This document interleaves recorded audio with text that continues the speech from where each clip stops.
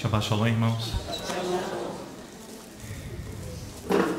Que coisa maravilhosa, né? Foi o Bar Mitzvah, está sendo, né? O Bar Mitzvah do Davi. Não há como, eu estava ali pensando, não há como não chorar junto com os familiares. Porque nós também fazemos parte dessa grande família. E é um corpo. Aí eu fiquei pensando, quando você tropeça numa pedra, imediatamente todo o seu corpo sente, né? Então, quando um membro está passando por esse momento maravilhoso e a gente compartilha o mesmo sentimento, isso se chama unidade, o mesmo sentimento.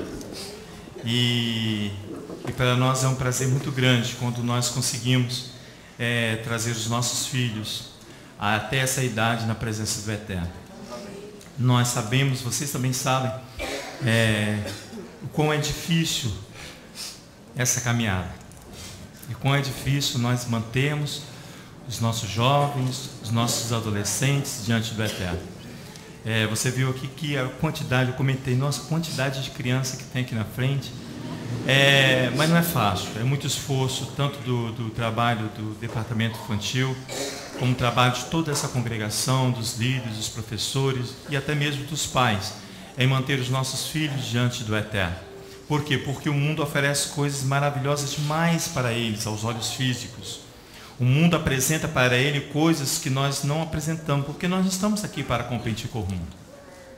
O mundo, ele apresenta para os nossos filhos prazeres, aos olhos físicos deles, muito grande. Nós não estamos competindo, mas praticamente inviável você, na sua força da sua carne, tentar impedir isso. Por isso que nós estamos diante do Eterno, por isso que nós precisamos da Torá, por isso que nós precisamos dos profetas e principalmente de Yeshua, para que nós possamos conduzir os nossos filhos diante do Eterno. Então nós estamos hoje nesse Shabat maravilhoso, o céu está azul para nós, para que nós possamos estudar a 44ª porção Devarim, palavras, Deuteronômio. O Davi já leu aqui o início, a introdução, que encontra-se no capítulo 1 de Deuteronômio. Nós estamos agora inaugurando neste Shabat o livro de Devarim, neste ciclo, ao qual nós estamos inaugurando o estudo. Nós estamos diante do Shabat Hazon. O que é Shabat Hazon? É o Shabat, o sábado da visão. Por quê? Porque nós estamos numa semana que antecede ao dia 9 de Av. É um calendário judaico, nós acompanhamos o calendário. Você viu ali que eles colocaram ali 2 de Av, né? Mas nós estamos na semana de 9 de Av. E se chama Tisha B'Av. É a semana que inicia agora, onde nós entramos junto com os nossos irmãos judeus num período de luto. Por que um período de luto? Porque, segundo os estudiosos, foi dia 9 de Av, quando ali os espias trouxeram uma notícia não agradável aos corações dos homens. Não que essa notícia seja verdadeira, mas a justiça enfraqueceu o coração dos homens ali, os espias, e daquele dia em diante o Eterno fez que toda aquela congregação, que toda aquela descendência fosse caminhar pelo deserto durante 40, 38, 39, 40 anos, como diz a palavra. Por isso que é um período de reflexão para nós e para o nosso povo Israel, por causa também, nesse período, que houve a invasão de Jerusalém, uma invasão violenta pelos romanos. Uma das invasões violentas por Roma, destruindo ali o segundo templo. Já havia destruído o primeiro templo, nesse mesmo período, nesse período de 9 de Av, e agora, e no segundo templo também. E por isso que é chamado Shabat Hazon, o Shabat da visão. Por que eles chamam de Shabat da visão? Segundo os nossos estudiosos, nossos rabinos e os nossos irmãos, é o Shabat que você tem a oportunidade de visualizar o futuro. Que futuro é esse? Eles falam a oportunidade que você tem de ter a visão do templo original. Eles chamam de terceiro templo, mas eu gostaria que vocês entendessem como templo original. Por quê? Porque essa visão está lá em Apocalipse. Vai lá comigo para você ver no capítulo 11. É a oportunidade que eu e você temos de termos de ter essa visão. Essa visão, ela fala aos nossos corações, que se chama oportunidade de você ver, de você estudar, de você aprender com a Torá, assim como vamos ver que Moisés faz aqui, e logo no início do livro de Devarim, Deuteronômio. Em Apocalipse 11, nós não vamos ler tudo não, é só do verso 15 em diante, até o 19, diz assim, posso ler? Não, estou em Hebreus, peraí. Capítulo 15 de Apocalipse, não, capítulo 11, perdão, versículo 15, diz assim, ó, o sétimo anjo tocou a sua trombeta, e houve no céu grandes vozes que diziam, os reinos do mundo vieram a ser do nosso Senhor e do seu Machia, e ele reinará para todos sempre.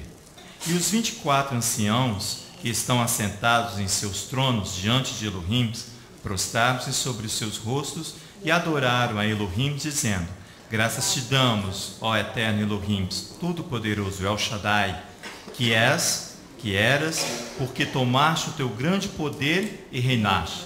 Iraram-se as nações, ó a ira das nações, está vendo? Então veio a tua ira, e o tempo de serem julgados os mortos, e o tempo de dares recompensa aos profetas, teus servos, e os santos, e aos que temem o teu nome, a pequenos e a grandes, e o tempo de destruíres o que destroem a terra. Abriu-se no céu o templo de Elohim. Está vendo a visão? É essa a esperança. É por isso que eles hoje, e nós também, nesse período que antecede ao dia 9 de Av, nós entramos em uma reflexão, em um luto mesmo. Não que nós vamos nos vestir todo de preto, mas em nosso coração nós compartilhamos com ele. Olha só, abriu-se o céu e o templo de Elohim, e a arca da sua aliança foi vista onde? No santuário. Olha que coisa linda. E houve relâmpagos, vozes e trovões, terremoto e grande chuva de pedras. Essa é a esperança que há no meu e no seu coração. Essa esperança, ela foi compartilhada lá em Hebreus capítulo 11. Vamos lá para você ver? Nós só estamos dando uma introdução para nós entrarmos em Devarim, para nós situarmos qual é o seu e o meu tempo. Diz assim lá em Hebreus, por favor, capítulo 11. Esse texto é muito conhecido por nós, e você já leu várias vezes, mas nós vamos ler só 3 versículos aí, do 13 ao 16. Do verso 13 do capítulo 11. Diz assim, ó. Todos estes morreram na fé. Ele está falando dos nossos pais. Morreram na fé. Não alcançaram as promessas. Viram-nas de longe e as saudaram. Você vai entender isso quando nós começarmos a falar de Moisés. E confessaram que eram estrangeiros e peregrinos na terra. Ora, os que dizem tais coisas claramente mostram que estão buscando uma pátria. Olha a esperança novamente de ver um templo original onde vai estar Elohim e o Machia e a arca da aliança com a Torá. E se na verdade se lembrasse, verso 15, daquela de onde haviam saído, teriam oportunidade de voltar. Mas agora desejo uma pátria muito melhor. Olha só que maravilha, muito melhor essa pátria, isto é, celestial. Pelo que também Elohim não se vergonha destes, de ser chamado seu Elohim, pois já lhes preparou uma cidade. Pai, em nome de Yeshua, nós queremos te agradecer, ó Pai, quando nós compartilhamos com os nossos irmãos nesse período, ó Pai, na esperança de encontrar, ó Pai, com o nosso Machia, reencontrar com o nosso Machia, Pai, e assim ser estabelecida uma aliança forte para contigo, Pai, assim como nós já estabelecemos, ó Pai, mas para que nós possamos verdadeiramente obedecer a Tua voz, ouvir tudo aquilo que o Senhor tem dado a nós, para que nós possamos caminhar diante da Tua presença, firmes e fortes, ó Pai, com saúde na Tua presença, com a mente, Senhor, saudável, para compreender tudo aquilo que o Senhor tem para nós. Seja somente o Teu nome exaltado, seja o Teu nome exaltado nesta manhã de Shabat, em nome de Yeshua, o nosso Messias. Amém. Amém e amém. O livro de Deuteronômio, irmãos, ele é inaugurado aqui com o Resot HaTorá. Quando Davi pegou a Torá aqui, ele está fazendo a sua Aliyah Torá. Ele está se elevando junto com a Torá. Olha que coisa maravilhosa. É um princípio judaico, bíblico, maravilhoso, para eu e você aprendermos. Quando ele pegou a Torá, ele fez a sua Aliyah Torá. Moisés vai fazer a mesma coisa. ele vai subir, ele vai se elevar. Nós cantamos: se eu não se elevar, se eu não me levar Jerusalém ao meu maior prazer, a suprema alegria. Você e eu temos a oportunidade, cada Shabat, nos elevar. Nós temos a oportunidade, cada sacrifício da manhã e o sacrifício da tarde, que são as nossas orações da manhã, nossas orações à tarde, de nos elevarmos. Quando Davi levantou ali a Torá, eu lembrei que Moisés fez a mesma coisa diante dessa congregação. Ele diz assim, ó: Vezod HaTorá Asher Samoshe Lefnei Benei Israel Api Adonai Biad Moshe. Foi o que nós cantamos aqui. Essas são as palavras, esta é a Torá que Moisés pôs diante dos filhos de Israel, conforme o Eterno, por intermédio de Moisés. Deuteronômio capítulo 1. A introdução dos textos a partir de Deuteronômio vai mudar, irmãos. Até então, o que você ouvia dizer? Vai adaber atomai et mosher lemor. E falou o Eterno a Moisés. Agora mudou. Ele leu hoje para nós assim, ó: Ele hadevarim asher deber Moshe. Ele leu Davi. Eis as palavras que Moisés falou. Agora, por isso que eu falei que Moisés agora vai se elevar. É ele que vai ditar as palavras da Torá para toda esta congregação que está aqui presente, Deuteronômio capítulo 1. É ele que vai erguer a voz. Ele se eleva por quê? Porque o seu ser ali está totalmente curado. O ser de Moisés está totalmente curado. Olha só, a Torá é apresentada por Moisés, cujo discurso expressa a cura do seu ser. Moisés aqui está totalmente curado, isso é, Moisés se apresenta aqui como um profeta, ele vai se apresentar como um sacerdote, ele vai se apresentar como um grande líder. Esse é um conceito que todos os rabinos, todos os estudiosos da Torá dão a Moisés. Tanto muçulmanos quanto cristãos.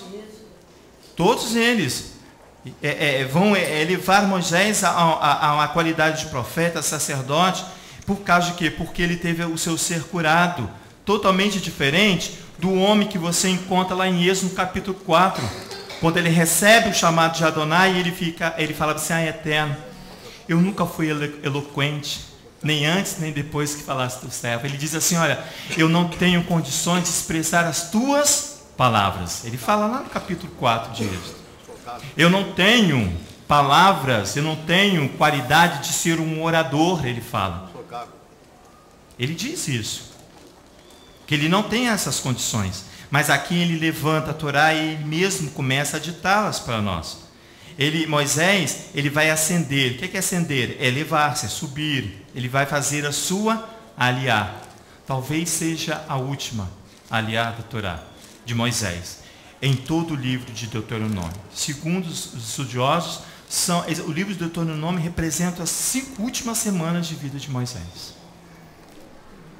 5 semanas de vida de Moisés. Para mim e para você, irmãos, seria as últimas horas. Você e eu não teríamos mais forças para isso, mas Moisés não.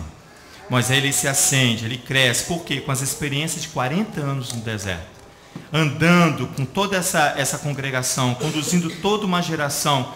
Ele conduz a uma geração à obediência da Torá. Por quê? Porque a palavra, a Torá, Devarim, ele já faz parte do seu ser, ele está totalmente curado, ele está pronto. Porque o salmista, nós lemos hoje pela manhã no Salmo 19, ele diz assim que a Torá do Eterno é perfeita e ela cura o nosso ser. A Torá do Eterno é perfeita e ela cura o nosso ser. Próximo ao original diz: a Torá de Adonai é íntegra. Você viu aqui a oração que eles fizeram para Davi, que o pai fez para Davi, que ele possa alcançar integridade. Que ele possa alcançar integridade. Como é que Davi, que está aqui, pode alcançar integridade? Assim como eu e você, observando os mandamentos, os estatutos e tudo aquilo que está prescrito na Torá, nos profetas e Yeshua. O testemunho de Adonai é em adesão, irmãos, é em fé. Ele torna sensato o tolo. Isso é cura do meu e seu ser. Moisés vai reunir a congregação, irmãos, na terra de Moabe. Deixa eu olhar com vocês. em Deuteronômio. Nesse tempo, ele vai detalhar aqui a Torá. Segundo os exegetas, os estudiosos, ele vai se recolher das suas funções a partir de Deuteronômio. Por quê? Porque ele está proibido de passar o Jordão. Ele está proibido de passar o Jordão. Irmãos, ele não vai entrar na terra de Israel. Aí quando eu estava ouvindo isso, do Eterno me ensinando isso, ele falou assim, você sabe por quê? Porque ele é um cativo. Depois nós vamos ver isso, quando o salmista canta o Salmo 137. Quando o salmista canta o Salmo 137. Moisés ali, não é que ele esteja cativo, ele é um peregrino ainda, em terra estranha. Ele aqui, é a condição de Moisés. Ele será recolhido aos seus pais. Ele não é permitido, irmãos, para adentrar a terra prometida. Não está. Ele está diante da sua última tarefa. Se você for lá em Números capítulo 31, verso 1, ali está a última tarefa de Moisés. Ele fala assim para Moisés, vai lá, vinga os midianitas e recolha-se aos seus pais. A última tarefa que Adonai dá a Moisés é essa. Vai lá e vinga os midianitas e recolha aos seus pais. Por quê? Porque os midianitas estabeleceu sobre eles mesmo uma sentença de morte. A sentença de morte para o homem, aqui é a mesma, aqui foi dada para Moisés, você não vai adentrar a terra prometida. Já foi estabelecido para ele uma sentença ali, para Moisés. Para um homem comum, para mim, para você, para o santo que está aqui na frente, seria um motivo de impedimento. É o mesmo motivo quando os homens vão ali e falam bem assim, olha, dou má notícias da terra prometida, os espias, enfraquece o meu e o seu coração. É a mesma notícia, é a mesma coisa se o Eterno vier para você e para mim, santo, e falar bem assim, olha, dessa semana você não passa. Mas para Moisés, ele fala assim, mas com o meu servo não é assim. Com Moisés não é assim.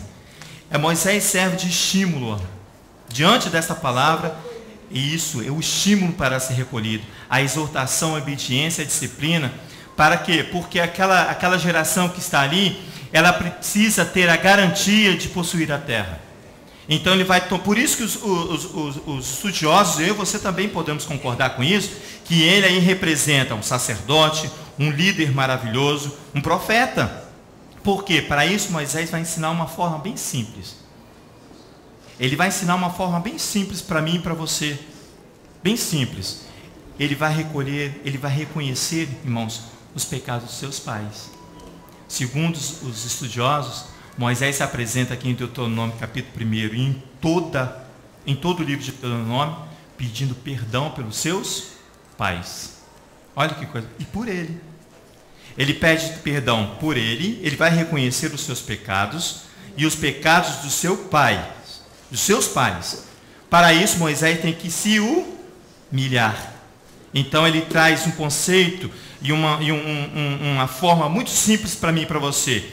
Reconhecer o pecado meu e dos meus pais e me humilhar diante da ordem de Adonai, mesmo vendo-as de longe, para que aquela geração ali de Deuteronômio possa alcançar a promessa feita a Abraão, a Isaac, a Jacó. A tarefa é simples, muito simples. Mas, pode falar.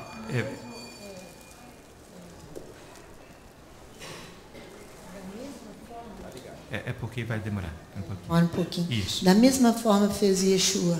Amém. Pai, lhes perdoa porque eles não sabem o que fazem. O que fazem.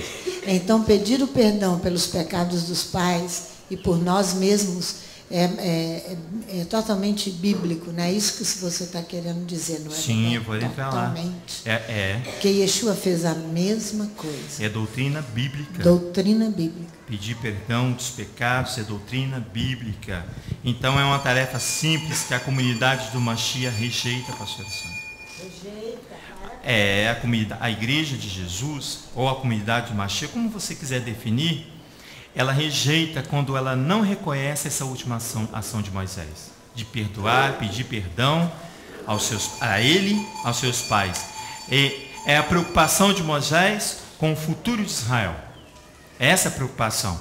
Ele disse assim, lá em Apocalipse capítulo 2, não vai lá não que eu vou ler para vocês, verso 14 diz assim, no entanto, tem algumas coisas contra você. Ele está falando com a igreja de Machia, com a comunidade de Machia. Você tem aí pessoas apegadas ao ensino de Balaão, que ensinou a Balaque a preparar armadilhas contra o povo de Israel. Vai lá, capítulo 31 de Números, e vinga os midianitas. Essa é a última função dele. Para quê? Para fazer cessar a doutrina de Balaão, irmãos. Para fazer cessar a doutrina de Balaão, que é fazer o quê? Que é perverter o caminho do outro.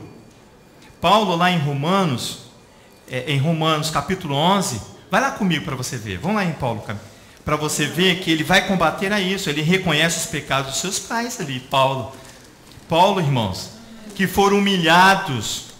O que é humilhação ali? Ele vai falar assim, eles tropeçaram, e essa é a humilhação que ele vai falar. Para que a comunidade de Etu alcançasse as promessas de Abraão, Isaac e Jacó. Essa é a preocupação de Moisés. Quer ver? Vamos lá, deixa eu ir lá. Acompanhe comigo lá em Romanos capítulo 11. Olha só, capítulo 11. Isso. Ele fala bem assim, olha, a preocupação aqui, irmãos, é com a comunidade. A mesma coisa, a mesma preocupação que Moisés tem ali, quando ele faz ali a Torá, o Vesot, a Torá, e apresenta, eis a palavra que é Adonai. Apresentando aquela comunidade, porque ela precisa ter segurança, ela precisa ter estabilidade, ela precisa ter equilíbrio, ela precisa ter equidade, ela precisa estar firme para possuir as promessas que Adonai fez para elas. E a mesma preocupação vem Paulo aqui em Romanos, capítulo 11. Por causa da comunidade de Machia, para que ela não venha se desviar, rapaz. Aqui, ó, diz aqui. Eu acho que eu vou ler, irmãos, numa versão mais confortável. Diz assim, ó, mas você pode acompanhar na sua versão, primeiro de Romanos. É o livro de Romanos, o capítulo todo de Romanos. Espera aí, para a gente não poder... o 11 de Romanos. Vai no verso 11, irmãos, para a gente não ter que ler tudo. Vocês preferem assim ou querem ler todos? Pode diminuir? Verso 11 diz assim: nesse caso, digo, será que eles tropeçaram, resultando daí uma queda permanente? Ele vai pedir perdão pelos pais, ó. De maneira nenhuma. Ao contrário, é por meio desse tropeço, dessa humilhação, que a libertação, a salvação deles chegou aos gentios, para provocar-lhes ciúme, verso 12. Além disso, se o tropeção deles enriquece o mundo, isto é, se a colocação temporária de Israel é uma condição menos favorável, está vendo? Humilde, que dos gentios lhes traz riquezas, com maiores riquezas lhes trarão Israel na sua plenitude. Olha o verso 13. Entretanto, os gentios dentre vocês, digo isto, pelo fato de eu mesmo ser um emissário dos gentios, torno conhecida a importância do meu trabalho, na esperança de poder, de alguma forma, provocar ciúme em algumas pessoas do meu povo e salvar algumas delas. Porque se de fato de terem rejeitado a Yeshua significa reconciliação do mundo, o que significará quando aceitarem? Olha a responsabilidade para nós. Será vida entre os mortos, a ressurreição dos mortos. Léo, é interessante ler o versículo 1 também, né? Oi? 1 e 2, versículo 1 e 2. Vamos lá então, ele quer que lê 1 e 2, amém. Aí a participação é essa mesmo. Verso 1 e 2 diz assim, neste caso digo, isso, Elohim não repudiou o seu povo? Ele pergunta. Elohim repudiou Israel? De jeito nenhum, porque eu mesmo sou filho de Israel, da semente de Abraão, da tribo de Benjamim. Elohim não repudiou seu povo, o qual escolheu de antemão. Ou vocês não sabem o que Ataná diz a respeito de Elias? Ele clamou a Elohim contra Israel.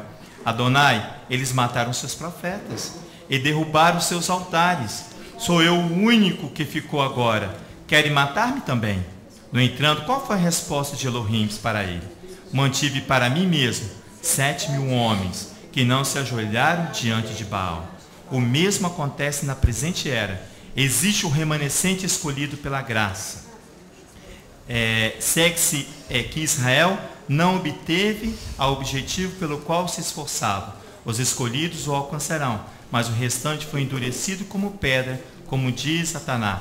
Elohim lhes deu um espírito de atordoamento, olhos que não veem e ouvidos que não ouvem até o dia de hoje. E Davi diz, estou no verso 9, que a mesa dele se transforma em laço e armadilha, cilada e castigo, que os seus olhos fiquem escuros para que não possam ver e as suas costas fiquem encurvadas continuamente. Irmãos, eu falei com vocês que o sentimento de Moisés e o sentimento do Paulo é idêntico, irmãos.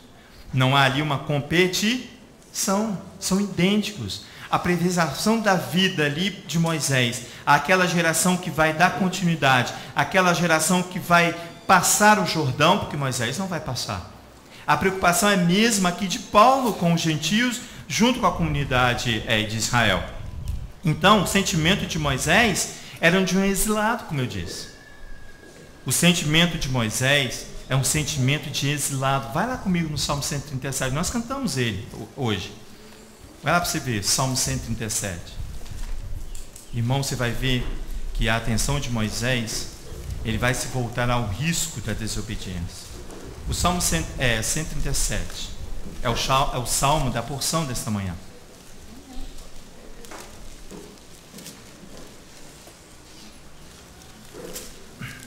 Diz assim o Salmo 137. Junto aos rios da Babilônia, assentamos e choramos. Lembramos de Sião, dos salgueiros que há no meio dela. Penduramos as nossas harpas, eles suspenderam os instrumentos, porque não haviam neles mais prazer. Cessa a melodia, o louvor cessou. Para fazer um ato profético. Amém. Cessa as orações, cessa o louvor. Não há prazer. Não há como. Por isso que Moisés não vai adentrar. E Moisés vai ali fortalecer o coração dos homens, irmãos.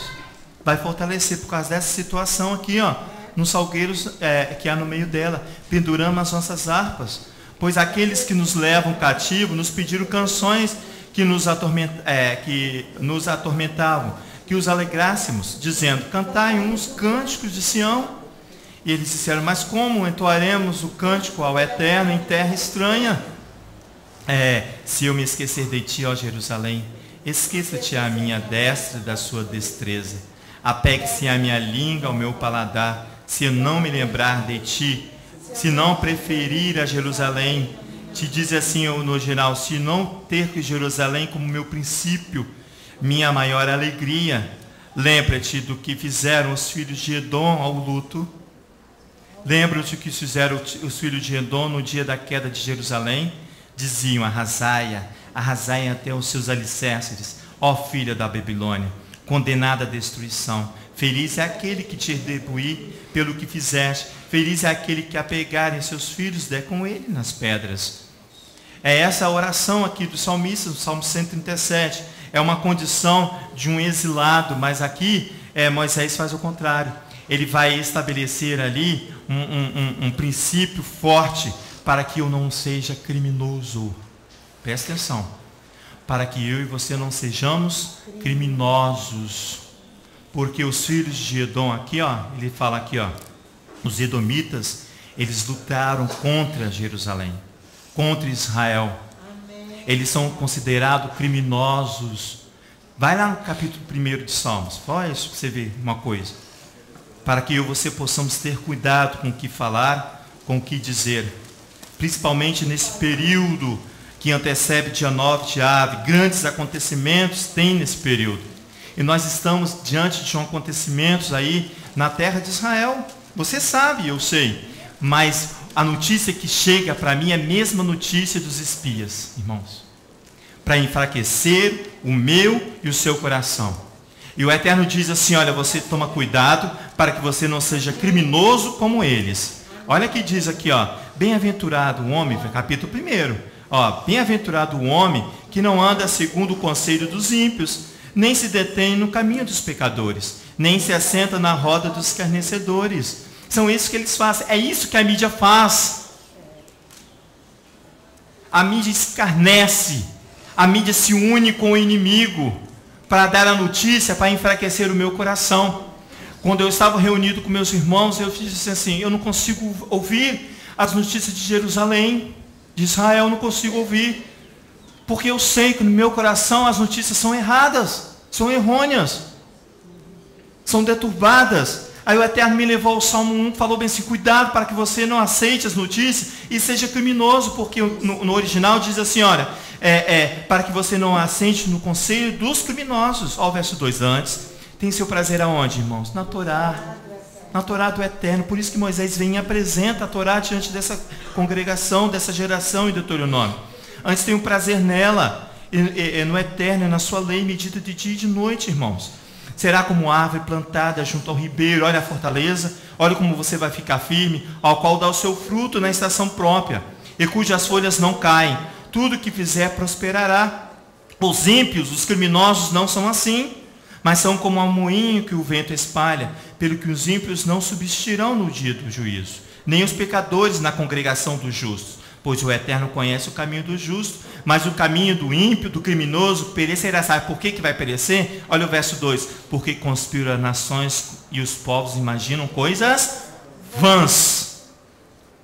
Coisas vãs, para que a notícia, quando chegar à sua mão, não faça igual a notícia dos espias chegaram ao coração daqueles homens, enfraqueceram o coração dos homens de toda a nação, enfraqueceram. Aí falam, olha, conspiram as nações e os povos imaginam coisas vãs. Os reis da terra, irmãos, eles vão começar a se levantar e os príncipes se reunirem contra o Eterno. Olha o verso 2 para você ver. E contra o seu ungido, Machia. Olha, rompamos as suas cadeias, sacudamos nós as suas algemas.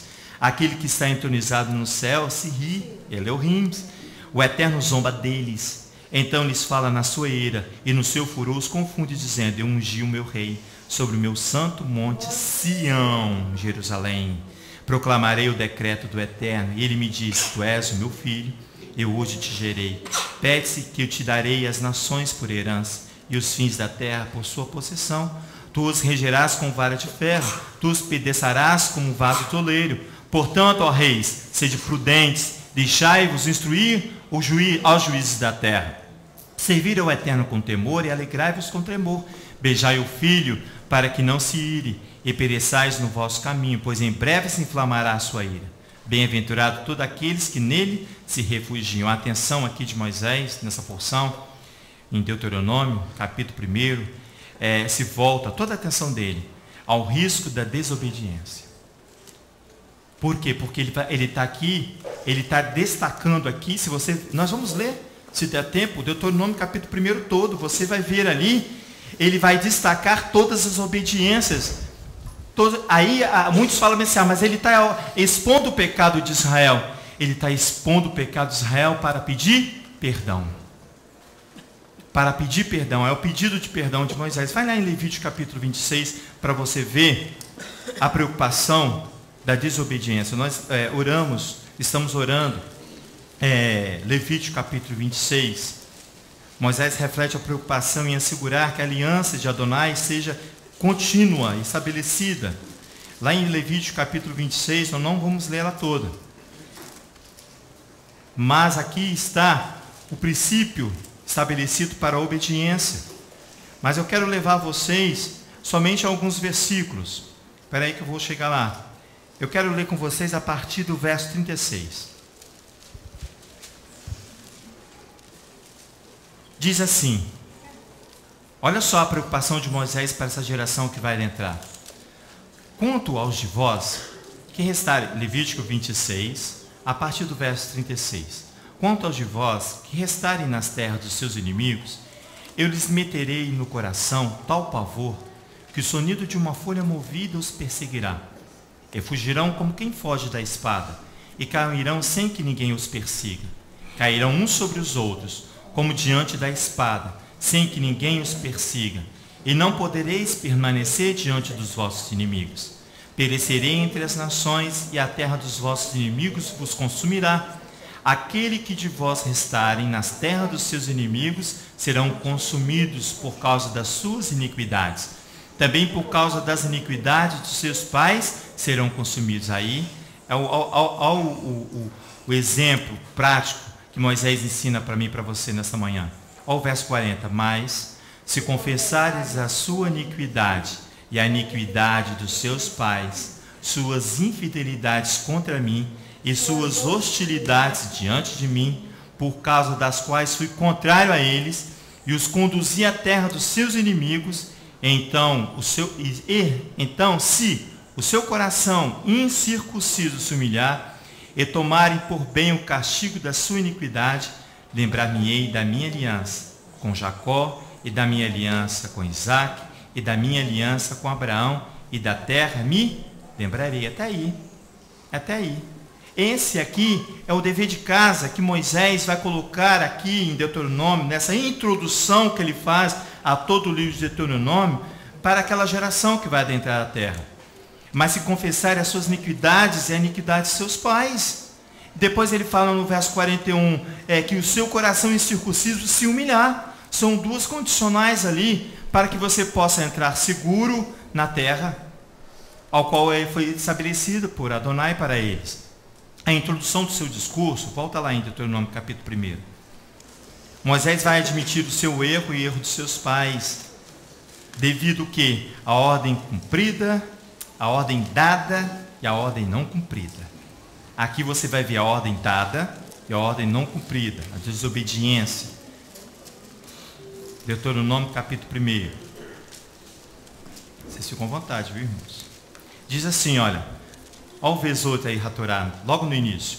São essas as palavras que Moisés falou a todo Israel, além do Jordão, no deserto do Arabá, diante do mar Suf, entre Parã e Tofel, Labã, Hazerote, e de Isaabe. São necessários, irmãos, 11 dias de jornada, de Horebe a Cades Banéia, pelo caminho da montanha de Seir. São 11 dias apenas, está vendo? Olha o verso 3. No 40º ano do primeiro dia do 11º mês, falou Moisés aos filhos de Israel, conforme tudo que o Eterno lhes ordenara, a respeito deles. Ele vai expor os pecados dele e os pecados de seus pais. Depois que feriu a Seom, rei dos amorreus, que habitava em Hesbom, e a Og, rei de Bazã, que habitava em Astarote e Edrei, além do Jordão, na terra de Moabe, começou Moisés a detalhar a Torá para ele. Ele vai expor a Torá dizendo, o Eterno nosso Elohim nos disse em Horebe, já permaneceste bastante tempo nessa montanha, no Sinai. Voltai-vos, parti e ide à região montanhosa dos amorreus. Ide a todos os povos vizinhos do Arabá, na planície das montanhas do Negueb, e ao longo da costa do mar, para a terra dos cananeus e para a terra do Líbano, até o grande rio Eufrates. Ele vai dizendo as passagens, segundo os exegetas, se você também pode consultar depois, na palavra aí, que não vai dar tempo para nós, são pontos específicos onde houve uma rebelião, onde os filhos de Israel se rebelaram contra Adonai. Ele vai dando as passagens. Lembram-se todas as vezes que eu te chamei e você rejeitou? Lembra-se todas as vezes que eu dei a ordem e você não cumpriu? É essa ação de Moisés aqui, quando ele vai expor a Torá, quando ele apresenta a Torá a essa geração. Por quê? Porque ela precisa ter a capacidade de entrar na terra segura de que vai fazer. Porque ele não vai mais conduzir. E sim Josué. Ele vai continuar a sua obra, ele diz assim no verso 8, eis a terra que vos dei.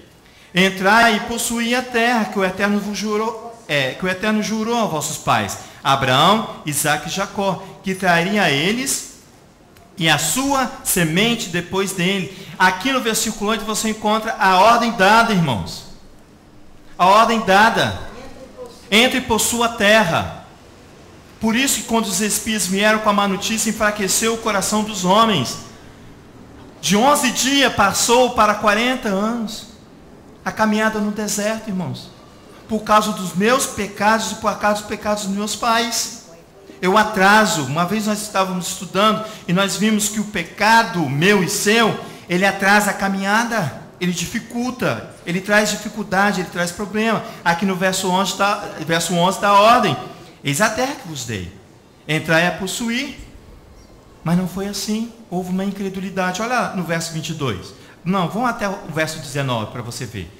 A partir daí, diz assim, então partimos de Horebe e caminhamos por todo aquele grande e tremendo deserto que vistes.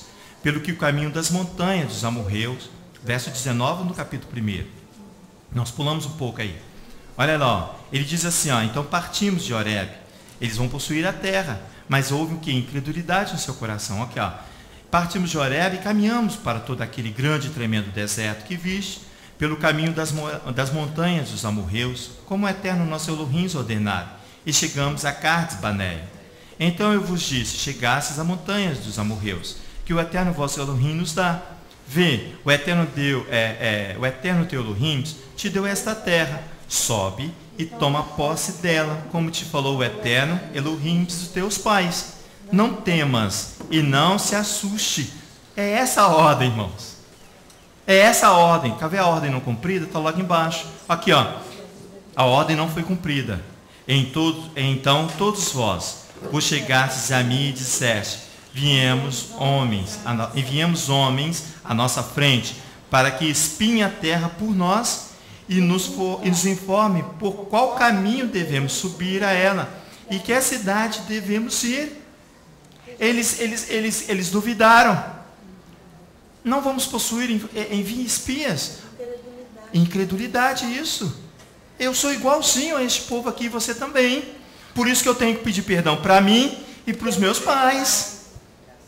Porque se você se coloca num patamar acima, você cai naquela situação de Romanos capítulo 11. Você se eleva acima dos seus pais. Deixa eu só terminar de ler o verso 23, pastor, aqui. Isso me pareceu bem, de modo que tomei dentre vós 12 homens. E Moisés concordou, por isso que eu falei que ele vai pedir perdão por ele também. Eles partiram, atravessaram a região montanhosa até o vale de Escol e espiaram a terra. Tomaram do fruto da terra nas suas mãos e nos trouxeram. E nos deram informações dizendo, boa é a terra que nos dá o eterno nosso Elohim. Mas vós não quiseste subir, fostes rebeldes ao mandado do eterno vosso Elohim. Léo, tem muito interessante no capítulo 14 de Romanos, quando o apóstolo Paulo, vamos só ao por isso capítulo que 14, você então, diz todos? Que o mesmo sentimento de Moisés é o de Paulo. Amém. É o mesmo sentimento que há no pastor. nosso coração a respeito do retorno nos nossos dias. Amém. É o mesmo sentimento. Romanos capítulo 14, Paulo vai chamar a atenção da comunidade de Yeshua a respeito da indiferença às questões judaicas. Amém. Porque quando nós retornamos, nós retornamos aos princípios bíblicos judaicos da nossa fé, nós temos que retornar não com essa incredulidade não que você mostrou. Essa incredulidade, pastor, ela significa que o seu coração é incircunciso. É incircunciso. Isso. Quer dizer, tem muito excesso em meu e seu coração. Que precisa ser removido. Olha aqui no versículo 1, até o versículo 12 só. Ora, quanto ao que é fraco na fé, recebei-o, mas não para condená-lo em questões discutíveis. Um crê que tudo se pode comer. Ele está falando dos judeus por causa da comida kosher. Isso. E os cristãos, não é? Estavam criticando. E outro que é fraco come legumes. O que come não despreze o que não come. Isso. E o que não come não julgue o que come. Pois Elohim o recebeu por seu. Quem és tu que julgas o servo alheio? Para seu próprio Senhor, ele está, para o seu próprio Adão, Senhor, Adão, não sei, ele está em pé ou cai. Estará firme, pois poderoso é Elohim para o firmar.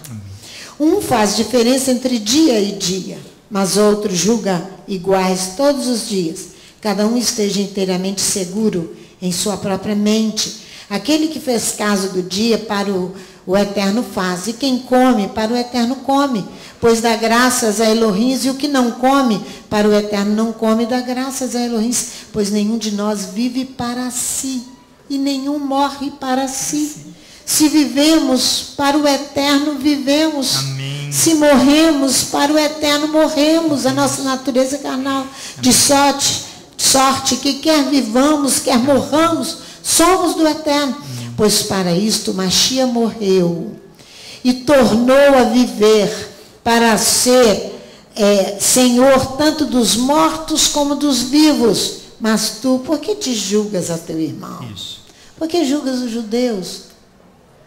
E pois todos havemos de comparecer perante o tribunal do Mashiach, tanto eles quanto nós. Está escrito pela minha vida, diz o Eterno, todo joelho se dobrará diante de mim, e toda língua confessará a Elohim, de modo que cada um de nós dará conta de si mesmo a Elohim. Ele está corrigindo aqui, por isso que quando você foi muito feliz em dizer que o sentimento de Moisés é o mesmo sentimento do apóstolo Paulo. Amém. É o mesmo sentimento. Mesmo sentimento. Isso, porque você e eu precisamos tomar uma consciência. Isso. Os rabis dizem assim, que a confissão de pecado, essa situação que Moisés está aqui confessando os pecados dele e dos pais dele, mostrando os erros dos pais dele para aquela geração que vai adentrar a terra prometida, que vai adentrar a terra de Israel. Os rabis dizem assim que é uma tomada de consciência, porque ali é o início da salvação por Adonai. Quando você toma consciência dos seus erros e você se arrepende dos seus pecados, ali inicia o início da sua e da minha salvação. Olha que coisa maravilhosa. Por que eu estou falando isso? Porque arrependimento do pecado foi isso que João Batista, o imersor, anuncia. Por quê? Porque ele preparava o caminho do Mashiach. Ele preparava o caminho de Yeshua. E ele faz essa mesma referência para que aquela geração tomasse consciência, porque a salvação está prestes a vir, diz João Batista anunciando, gritando. Igualmente, Moisés está aqui anunciando, não cansa de anunciar. Igualmente essa congregação, dia após dia, anunciando, tanto para os de dentro, quanto para os de fora. Porque nós não somos melhores nem piores, mas nós queremos obedecer, nós precisamos obedecer. Vai lá em Mateus capítulo 3 para você ver Paulo, João anunciando isso aí. Esse anúncio de João aqui é preparar o caminho para a vinda do Mashiach, é arrependimento de pecado, é doutrina bíblica. Que você viu agora em Deuteronômio capítulo 1. Arrependimento de pecado não está somente na Brit Hadashah, no Segundo Testamento. Mas é um princípio bíblico, desde a Torá até Yeshua, aos apóstolos.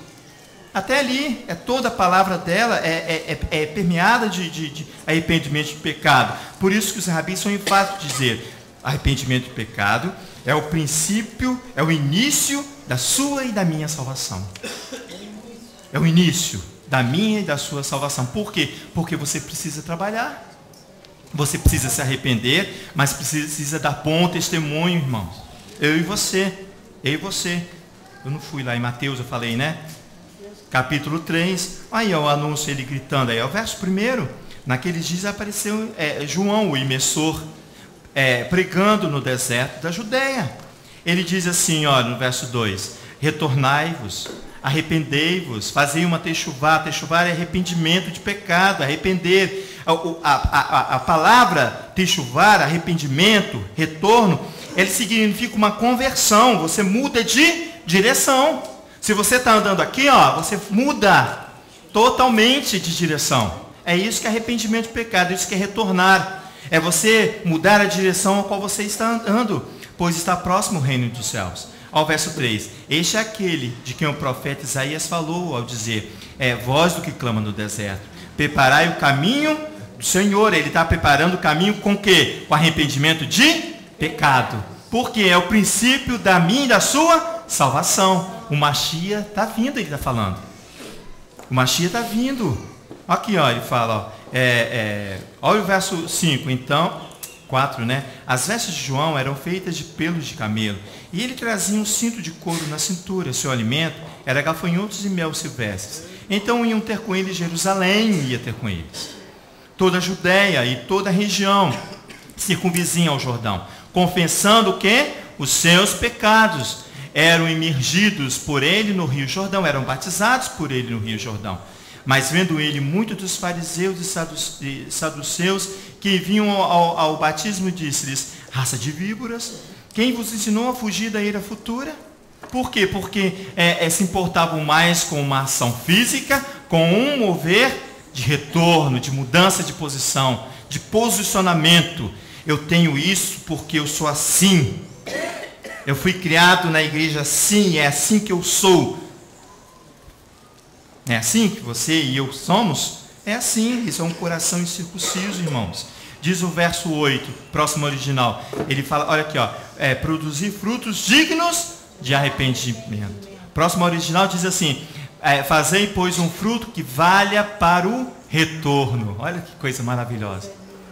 Produz frutos que vai dignificar a sua posição de retornar para Adonai. É isso que ele está falando aqui. Por isso que é uma doutrina bíblica de salvação, arrependimento de pecado. Ao verso 9, não penseis que basta dizer, temos por pai Abraão. Eu vos digo que desta pedras pode suscitar filhos a Abraão. O machado, irmãos, está posto à raiz das árvores. Toda árvore que não der fruto digno para o retorno, será cortada e lançada ao fogo. Toda fruto que não é digno de arrependimento será lançado não vale de nada, irmãos. Eu construí um templo de Salomão se eu não retornar. Não vale nada eu me não vale nada eu me fantasiar de talite, de quipá, se eu não fizer uma conversão verdadeira no meu, se eu não retornar, irmãos. Não vale de nada. A palavra diz que isso é sacrifício de tolo. Não vale nada. Nada. João Batista, que o imersor, ele é maravilhoso, porque ele vem preparando o caminho de Yeshua, falando bem assim, olha, o seu fruto tem que ser fruto digno para o retorno. Senão você é um zero à esquerda diante de Adonai. Senão você vai... eu anotei aqui, irmãos, uma coisa interessante que me veio aqui à memória. Eu vou falar aqui. É uma doença, irmãos. Leonardo que está aí me ajuda. É uma doença. Por quê? Porque eu não quero mudar de comportamento. Eu não quero mudar de atitude, mas eu quero me fantasiar de talite, de quipá. Não adianta nada você fazer isso tudo. Não adianta. O profeta Isaías, ele coloca em xeque o meu caráter e o seu caráter. Vai lá no profeta Isaías, no capítulo 1. Eu estou terminando, irmãos. Mas eu precisava falar isso. Ele vai colocar em xeque o meu caráter. Se o meu caráter não estar dando fruto digno de arrependimento, se meu caráter não condiz com aquilo que eu estou falando, de nada vai valer eu estar aqui. Diz assim, ó, eu não fui, né? Isaías capítulo 1. Isaías ali, irmãos, ele está exortando toda aquela geração também. Ele está exortando toda uma geração. Ele vai colocar em xeque o meu caráter, porque a minha postura, irmãos, difere da exigência bíblica. Aí sim o meu caráter é duvidoso. Se eu coloco talite, quipá, e a minha postura é diferente ao que exige a palavra de Elohim, de nada vale, irmãos. Eu estou simplesmente fantasiado. Simplesmente fantasiado. Por quê? Porque há em mim, se eu não produzir fruto de arrependimento, eu estou fantasiado aqui, ó. Eu tenho ausência de identidade, diz o profeta. Eu faço parte da descendência de malignos, diz o profeta. Eu sou filho de corruptores, diz o profeta. Aqui, ó, capítulo 1 de Isaías. Vai lá para você, eu não consegui chegar lá. Mas aqui, ó. Vamos a partir do verso 4, porque meu horário já está findando. Diz assim, ó. Ai da nação pecadora, do povo carregado de iniquidade. Está vendo aqui? É descendência de malignos, ele fala. Dos filhos de corruptores, deixaram o eterno, blasfemaram o santo de Israel. Voltaram para trás, porque sereis ainda castigado, se mais vos rebelareis. Toda a cabeça está enferma. Eu vou dizer o nome dessa enfermidade, porque a pastora me ensinou para você também que pecado tem nome. Eu aprendi. Pecado tem nome. É anomia. Viu? Médico, você é a minha referência. Anomia, esse é o nome do pecado. Depois eu vou falar o que é anomia. Ele diz assim, ó, que a anomia, toda a cabeça está enferma e todo o coração está fraco. Porque o coração incircunciso, que eu pulei para não atrasar, desde a planta do pé até o cabeça, não há coisa nele sã, senão feridas. É aquele que se fantaseia, aquele que se veste de judeu e não é. Aquele que se diz que ama Yeshua e não cumpre as suas palavras. Aqui, ó, contusões e chagas podres, não espremidas, nem atadas, nem amolecidas com óleo. A vossa terra está assolada, as vossas cidades abrasadas pelo fogo. A vossa região, os estranhos a devorem, a vossa presença se acha devastada com uma submissão aos estranhos. Olha lá, vai lá na frente para você ler. Verso 12, para a gente poder caminhar. Aí no capítulo 1 mesmo. Quando vides a minha presença, é aquele que está com as chagas, que está com a cabeça doente. Olha, diz assim, ó, quando vides a minha presença, quem requereu isso das vossas mãos? Quem vieste pisar nos meus atos? Não continueis a trazer ofertas vãs, o incenso para mim é abominação, e também as luas novas, os seus shabbatot, e a sua convocação nas congregações. Não posso suportar iniquidade nem ajuntamento muito solene, porque você convoca 5.000 pessoas para se apresentar como se você fosse um santo lá na frente, fantasiado de kippah e de talite. Mas a sua vida não condiz com a palavra. A sua vida não condiz com o que está exigindo ali, que é exigido por Moisés em Deuteronômio capítulo 1. Arrependimento de pecado. Não condiz o que anuncia os profetas. Isaías, Jeremias, e muito menos com o Mashiach. Aí que é o grande problema. Aí que é o grande problema, porque eu acho que eu estou agradando ao Mashiach. Ele vai falar assim, ó, eu não vos conheço. Você sabe por quê? Por causa da anomalia, ele vai dizer isso, ó. Anomalia. Deixa eu ler aqui. Eu nunca vos conheci, afastai de mim os transgressores, de não Torá, diz a palavra. De não Torá. Aquele que rejeita a Torá, afasta de mim. Os que dizem não a Torá são diagnosticados com anomia. Anomia, irmãos. Anomia é um estado de falta de objetivos. É aquele que tem perda de identidade. É o doente de cabeça que Isaías falou aqui. Toda a cabeça está enferma. Você vai seguir uma pessoa que está enferma? Que tem uma doença dessa? É uma cabeça doida, provocada essa perda de identidade, pelas intensas transformações ocorrentes no mundo social e moderno. Você tem que acompanhar a modernidade. Como é que diz aquela palavra? Não vos acostumei com as coisas do mundo, né? Como é que é? Não vos conformeis. Isso. Não vos conformeis. Quando você se conforma com as coisas do mundo, você pode dar sintomas de anomia. Porque você está perdendo a identidade. Por isso que o Mashiach vai olhar e falar assim, aparte de mim, não vos conheço. É um doente, tem a cabeça doente. Ele diz aqui, ó, os pesquisadores dizem que é uma doença do mundo social moderno. Chique, né? Ter essa doença. Para eles,